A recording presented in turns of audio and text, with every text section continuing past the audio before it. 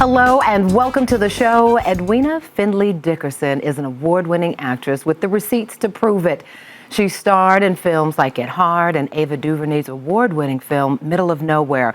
But her role as the vodka-sipping butler in Netflix's murder mystery, The Resident, is comedy gold. But let me be clear, so is her brand new book full of gems about finding and fulfilling your purpose. It is an honor to have you here today, dear sister. It's an honor to be here with you, sister. Your energy. Thank you for having me. Yes, I thank you for being here because the work you're doing on screen and in this book is restorative for women. We're going to get into this. Let's dive in. We're going to take it already. Oh, wonderful. So am I. I want to start with this acting career. Congratulations on the book, and we're going to do a deep dive there too. But the way you connect on screen, it makes so many of us feel seen and heard. How did you get past the insecurities and things that you talk about in your book to show up in a place where we see you this way? Yeah, first of all, thank you for those beautiful words. You know, for me, I had to find the calling in acting. Right? People come into acting from many different ways. Some people want to be famous, some people want to be rich, some people want to know famous people or be on a red carpet, right? But I feel like my journey with God has been such that I had to begin locking into why was this my purpose? Why was this my calling? Yeah. And for me, it's really been about walking a mile in other women's shoes. It's been about empathy. It's been about it being my job to see life from another point of view. Women who I may have judged, I may have criticized, I may have walked by on the bus or the train or the subway, you know, and not realize that, oh, that person has a story that's worth telling. And I think it's so important to talk about the fact that you are very intentional about researching characters. Even if it's not an experience that you have, you do a deeper dive. Like you went to Alcoholics Anonymous to study for Sheila's role. I did. And while she is funny, and you know, the sipping of the vodka is a trademark and that cigarette is the star, there was also a reason why you wanted to be able to connect. Yeah. Explain. Yeah. Well, I'm originally from Washington, D.C.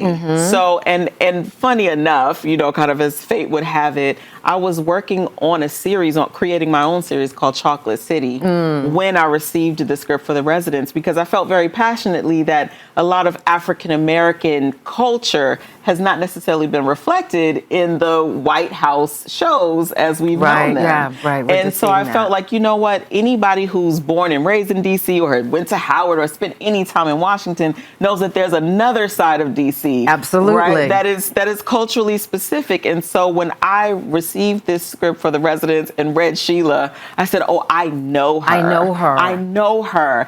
I know her and I love her. Right. And so it's from a place of love that I began to unpack her. Right. It wasn't enough to have a surface level performance or to be a stereotype. Right. So I really wanted to unpack and unfold the levels and layers of Sheila and why she is who she is. What is her backstory?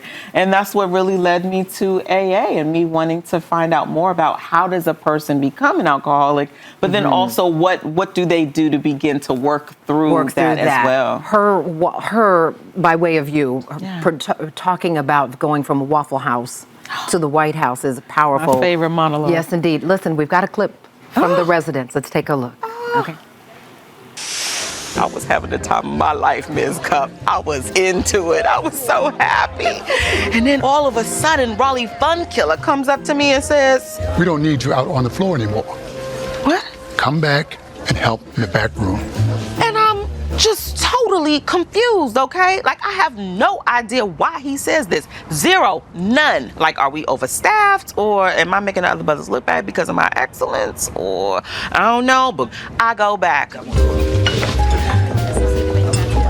I don't ask any questions. I just go back and help because this is a job and I'm going to do my job. And so when Nan Cox calls down like she did, I help her too.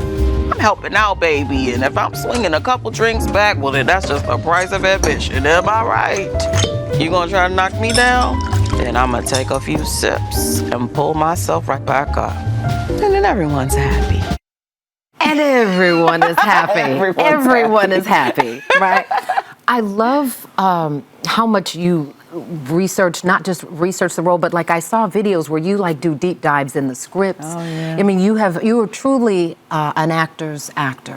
Thank you. And I'm wondering, when you think back to agents and folks back in the day who said, you don't quite have the look, we do with air quotes because we understand. We do. You had the look.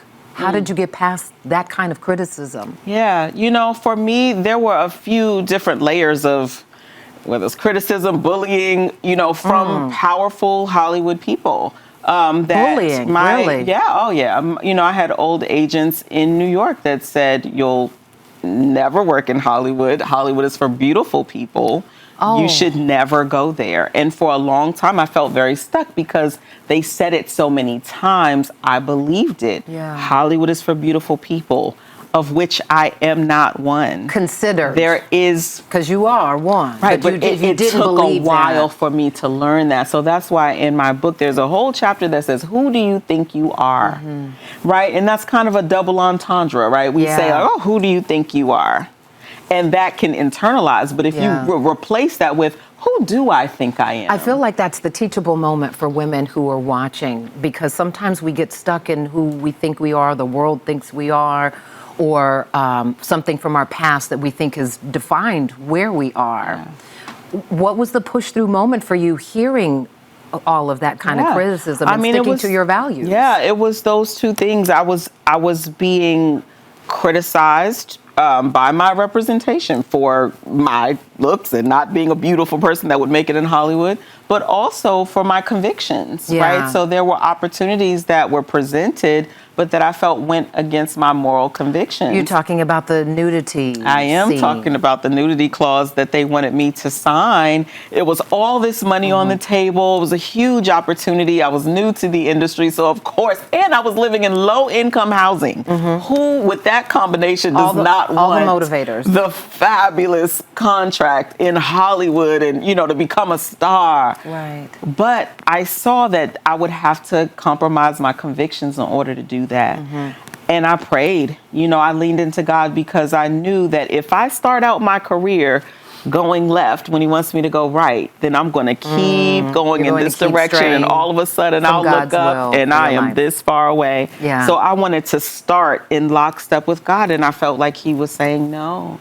And it was painful, but what it did was it launched me into a season, which I call in the book a season of surrender. We're going to pause right there on that season of surrender, because what you gave up gave way for opening your hands to God's blessings, right? Yeah.